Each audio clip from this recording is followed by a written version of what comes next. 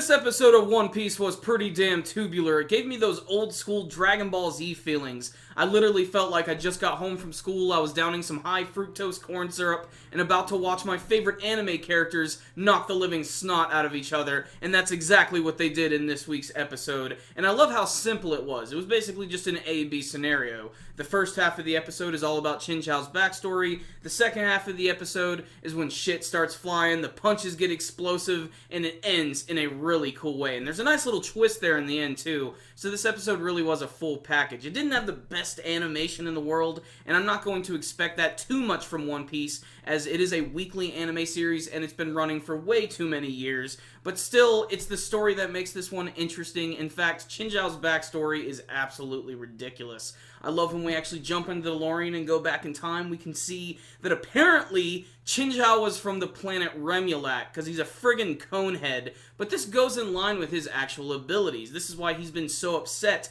because Garp is the reason his head is flat, because when he was in his prime as a pirate, he was known as Chinjao the Drill, and that's because his head was really pointy, and he was able to combine this with his hockey abilities to pretty much pierce through anything, including this massive sheet of crystal and ice, which hides his, secret treasure, which this, of course, is one of the other reasons why he hates Garp so much and his entire lineage, is because when Garp actually punches his head and flattens it, he no longer has access to his treasure. He's no longer a pirate, he no longer has his power, his pride is gone. But he's still a big badass who can make his beard go Super Saiyan, and that's what happens in the end of the episode when both him and Luffy just launch counterattacks at each other. You got Luffy using his Hawk rifle, which is basically just a variation of his other rifles, where he throws his arm back and twists it up. But I love that move a lot because it's really, really impactful, and you can tell that it does hurt Chinjao, even though he does get up right after. Now here's the part of the episode that really caught me by surprise. As Chinjao is charging towards Luffy, he jumps up into the air, and he uses one of his elephant gun techniques,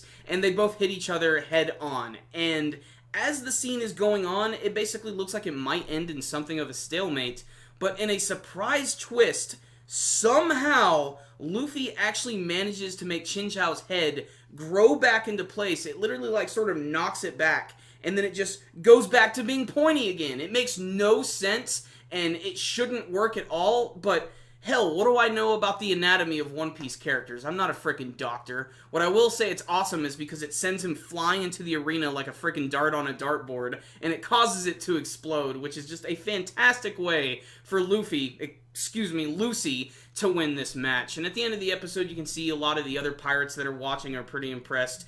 Jesus Burgess is really interested in what's going to be going on now, and even thinks he understands what's really going on here. But what's the rundown on this week's episode of One Piece? This week's episode had focus.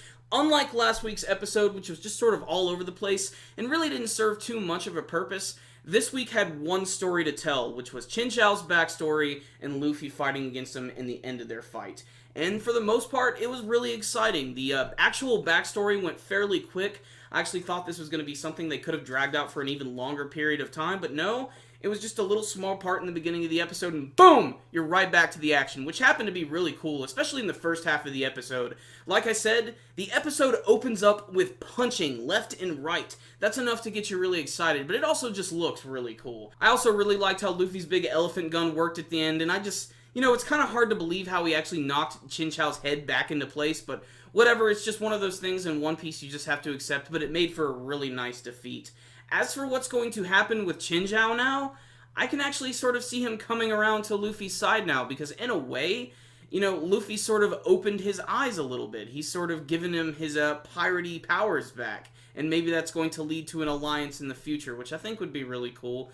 It's not too uncommon, I think, for Luffy to start swaying people over to his side, and I think you're going to start seeing that a lot more in this arc. Aside from all the jibba jabba, this was an action episode of One Piece, and as an action series, I think that's a good thing. I think we can all agree that this was at least a really entertaining episode this week. It was a little spotty in some parts of the animation, but overall, we had a pretty well-paced episode here with a lot of action and cool backstory that is actually managing to move the story along and develop the characters oh so slightly. So I'm going to give this episode a 9 out of 10. Check it out, One Piece fans. It is an action fest to be seen. If you guys saw this week's episode of One Piece, I would love to hear your thoughts about it. You can tell me with your comments below. Did you like Chinjao's backstory, and what did you think of the battle between Luffy and Chinjao? And do you have any theories for what's going to happen in the rest of the arc?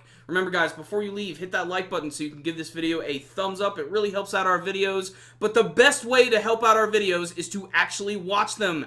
Watch them, share them with your friends, and subscribe to the channel. It's really, really easy to do. You can also check us out on social media like Facebook and Twitter. There will be links to those in the description box below. And if you guys would like, you can also directly donate to Super Kami Guru 9000. So guys, I will see you next time. Super Kami Guru 9000. Out.